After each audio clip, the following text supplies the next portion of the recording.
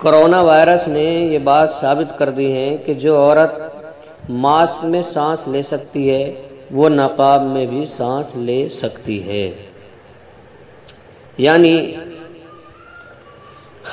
آج کل جو اللہ کی طرف سے بندوں کی آزمائش چل رہی ہیں، جو لوگ نقاب کا مذاق اڑاتے تھے،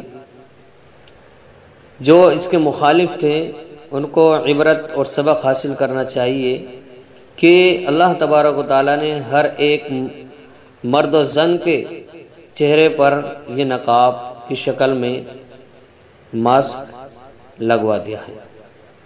تو جب یہ کہتی تھی کہ نقاب سے تو سانس رک جاتا ہے، تو اب ماسک سے کیا ان کا سانس نہیں رکتا ہے؟ ان کے لیے لمحہ فکریہ ہیں اور غور کرنے کا مقام ہے۔ اور جو شخص 3 مہینے تک دکان بند کر سکتا ہے تو وہ نماز کے لیے آدھا گھنٹہ بھی دکان بند کر سکتا ہے۔ یعنی 5 وقت کی جو نماز اللہ کی طرف سے عائد کی گئی ہے، اور جو نماز کا درجہ اللہ تبارک و تعالیٰ نے اسلام میں سر کے برابر رکھا ہے، یعنی جیسے جسم میں سر کی اہمیت ہوتی ہے، اسی طریقے سے اسلام میں نماز کی اہمیت ہے۔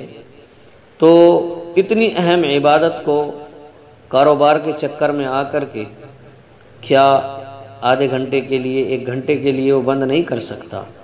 اب اللہ تبارک و تعالیٰ نے ثابت کر دیا، اور اس کرونا نے ثابت کر دیا کہ تم اتنے دنوں اس کے ڈر سے دکانوں کو بند کر رہے ہیں، تو کیا رب کے لیے تم آدھا گھنٹہ یا 1 گھنٹہ نماز کے لیے نہیں نکال سکتے؟ تو یہ غور کرنے کا مقام ہے۔